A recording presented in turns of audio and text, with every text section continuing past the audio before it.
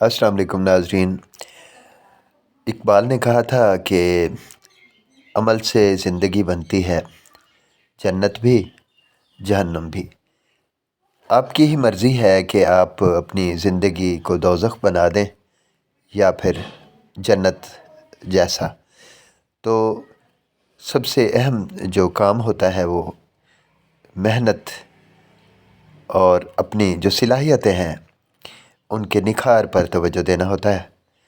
آپ زندگی کو ایک جنگ سمجھ کر جیتیں، محنت کریں، خوش رہیں اور پوری امید کے ساتھ اپنی تمام توانائیوں کو استعمال میں لاتے ہوئے آگے ہی آگے بڑھتے چلے جائیں۔